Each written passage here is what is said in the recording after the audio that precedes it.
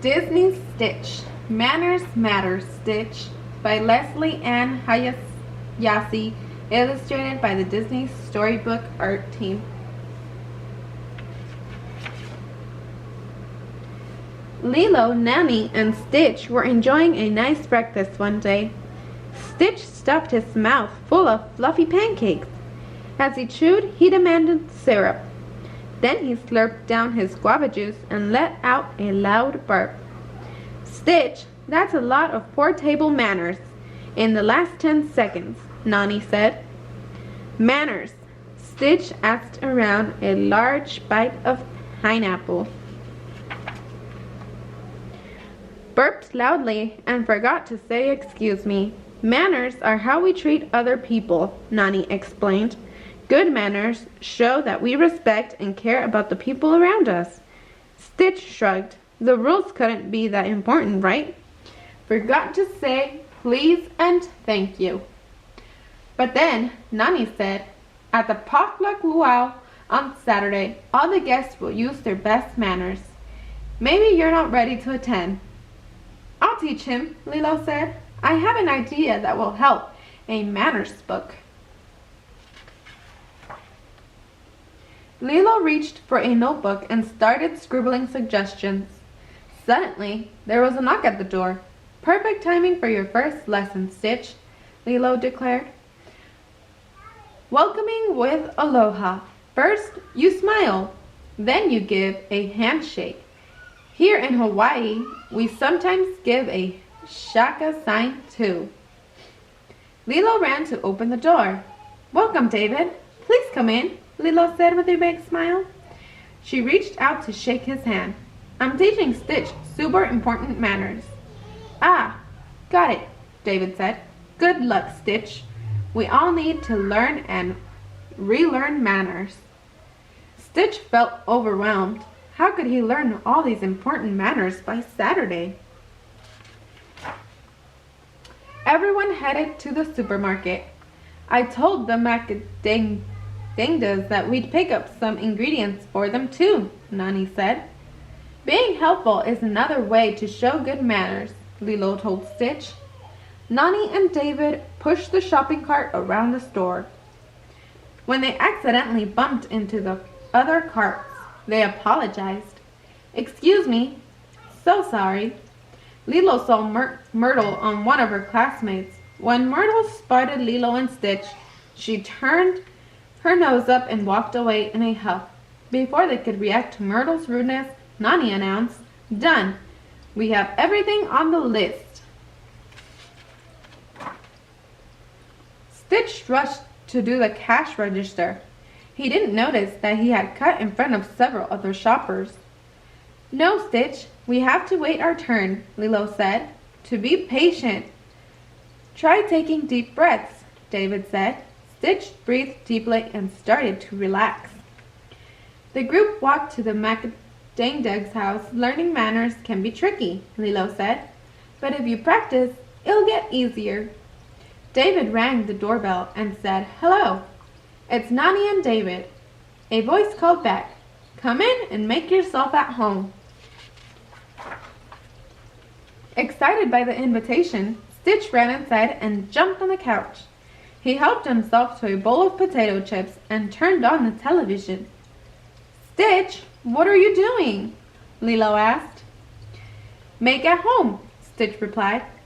That's just a saying, Nanny said. It means to sit down and relax, not act like you really live here. Oh, Stitch mumbled as the macadangda's entered the living room. Stitch, very sorry, he said. How to make right. Apology accepted, Mr. Macadangdang said.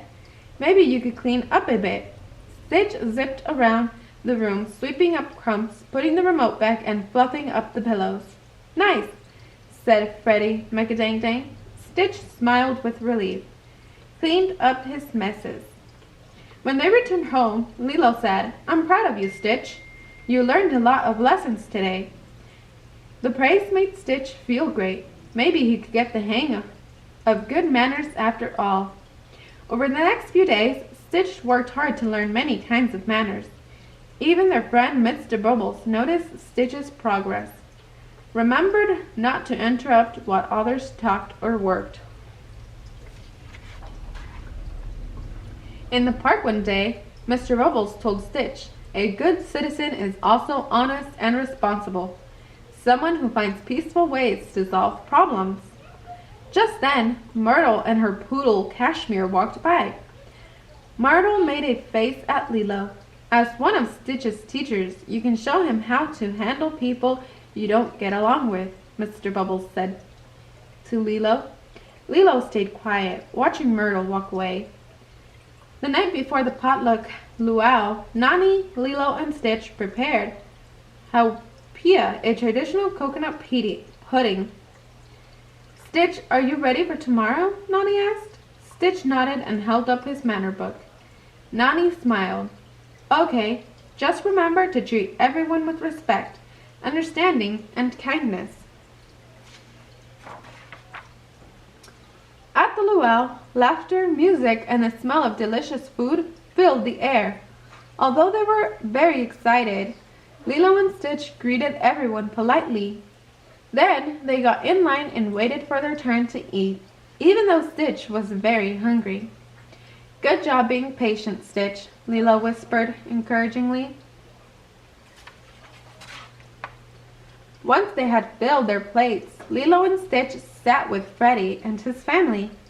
"Here, try our lumpia," Freddie asked, offering Stitch a spring roll from his plate. "Thanks, Freddie," Stitch said in return. He offered to share his hauya. Everyone beamed at Stitch's good behavior. Just then, Stitch noticed Myrtle and her poodle. Wanting to show his good manners, Stitch approached him with a plate of hauya. On his way there, he stumbled over a tree root. Up flew the hauya and splat! The dessert landed on Cashmere's head. "So sorry," Stitch said, trying to brush the lumpia off. "Cashmere, get away from us!" Myrtle shrieked at him. Lilo rushed to defend Stitch. "It was an accident. He's the rudest dog I've ever met," Myrtle said. "Stitch has worked really hard on his manners," Lilo said. "You're the one who's being rude." Stitch remembered all the lessons he had learned. He grabbed a lei and wrapped it around Cashmere's neck. The poodle loved the flowers. Stitch handed another lei to Lilo. "Treat everyone with respect," he whispered. Myrtle, maybe we can," Lilo started. "Get along today," Myrtle finished. Nodding, Lilo placed the lei around Myrtle's neck. "Thanks, Stitch," Lilo said. "I guess I still have lessons to learn about manners too." Nani gathered Lilo and Stitch into a hug. "I'm proud of you both," she said. Stitch smiled with support of his ohana. He had learned the most important manner of all. Treat everyone with love in your heart. The end.